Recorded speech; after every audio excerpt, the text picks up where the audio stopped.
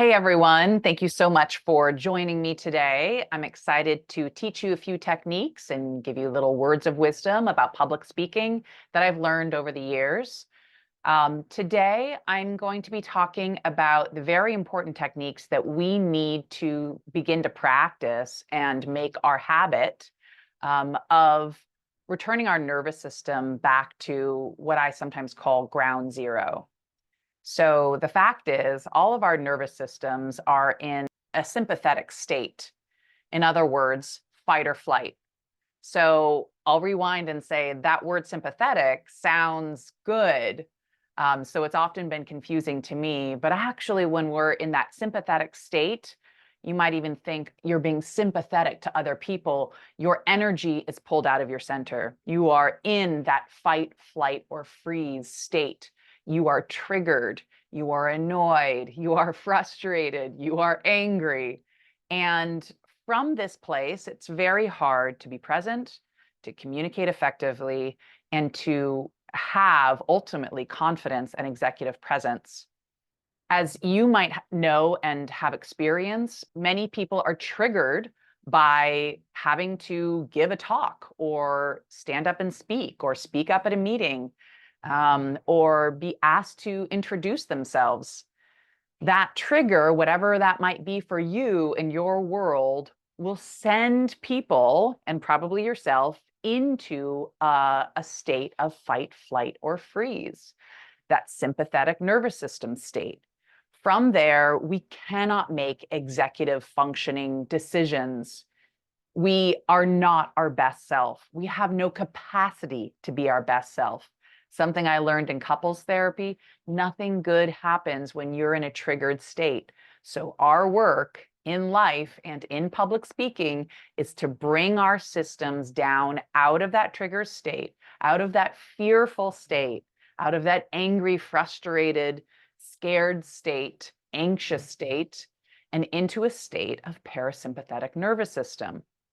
From there, we can speak up, we can speak our point of view, we can deliver a beautiful presentation, we can facilitate because we can be present with the energies that are in the room, and we can be present with our content and our message and what we want to communicate.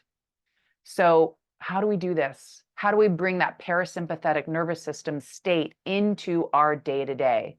Well, it's great to put a practice right at the beginning of your day so that you have an anchor from which you can bounce. And of course, you can always return. So anchoring yourself at the beginning of your day in that parasympathetic nervous system can really do wonders for your performance throughout your day. Now, how do we anchor that parasympathetic nervous system state? A little of what we call self-care, right? Or you can call it whatever you want, but it's a moment of coming to your center before you have to jump out and express yourself and do and deliver value and go fast, etc. So here are 3 ways that I recommend to clients, and I also do for myself, in order to give myself that grounding in the morning. So the first way would be to give yourself some type of cardio exercise. Of course, it's best if it's outside. There's research that shows how good nature is for us, how much it brings us into that parasympathetic nervous system state. And of course, breathing deeply, moving your body simultaneously can help you to bring yourselves into alignment naturally, necessarily. There's kind of no way out of it. And really what we're seeking in order to have presence and be the communicators that we have the potential to be is that alignment of our mind, our body, our feeling body, and our entire state. The second practice that I recommend is something called morning pages. So morning pages comes from an incredible book called The Artist's Way, written by Julia Cameron, one of my favorite. It can take you through an entire journey, reconnecting to yourself, who you are, as well as reconnecting with your creativity and your creative instinct. She's truly incredible. One exercise that she recommends right at the beginning, and you have to do throughout the entire book, is morning pages. So what you do is you sit down with a stack of paper. It could just be printer paper. It doesn't have to be anything fancy because you're not going to keep it and you're not going to read it. A pen and a timer. You set your timer for 10 minutes. You put your pen to paper. You press start and you begin writing. And you don't pick up your pen until you are done with that 10 minutes. So this is you tapping into your stream of consciousness. You could be writing, I don't know what to say, I don't know what to say, I don't know what to say, I don't know what to say. This is hard, this is hard, this is boring, this is boring. I don't care. You have to do the work. This is the point.